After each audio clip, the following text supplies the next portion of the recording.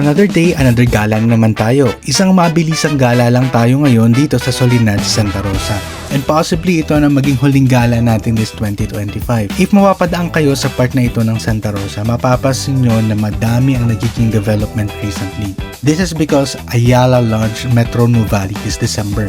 This is a 200-hectare central business district development. Kaya nakaka-excite din talaga ang mga magiging developments and business opportunities dito. So ito na nga.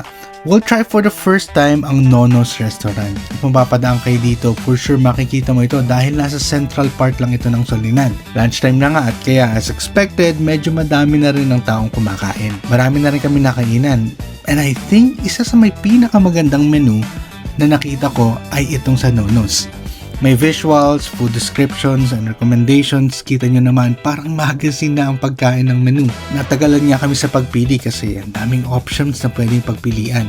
And we ended up ordering roasted squash soup, steak and egg para kay Mrs., Nono's salad, basically fruit salad lang siya, and truffle cream pasta para naman sa akin.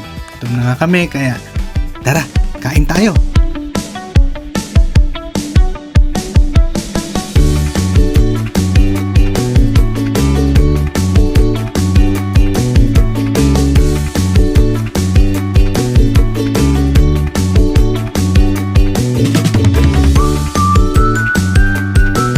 Hindi nga namin naubos ang food, so there were still leftovers for takeaway. From time to time, may mga bazaar din dito. Paiba-iba din, depende rin sa season. And for now, I think it's still Christmas here.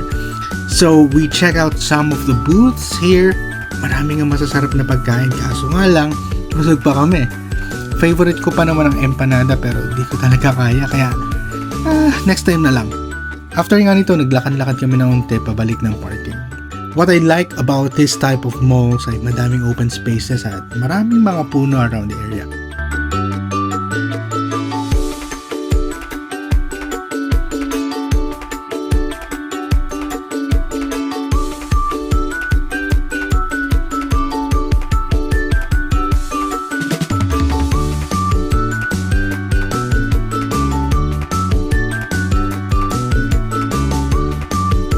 We quickly dropped by sa Ayala Mall sa tapat ng Greenfield. Again, another me time for both of us. Sa mga Ayala Malls nga pala, meron silang space that they call Commune Hall. More like a food court ito, pero the good thing is they have unique foods and a different variety and selection. Like for example, itong Pierrelotti, isang Mediterranean food stall. Meron din ditong Turkish cuisine, Indonesian cuisine, Chinese, Indian, Taiwanese, at madami pang iba. It's a feast of mixed culinary favorites. Paminsan-minsan may live music din dito sa tapat ng Commune Hall kaya malilibang ka talaga dito. May part nga pala sa mall na ito na para kang nasa Gardens by the Bay. Mas maganda ngayon kasi may Christmas decorations pa. Kaya ito, lakad-lakad muna while waiting for Mrs.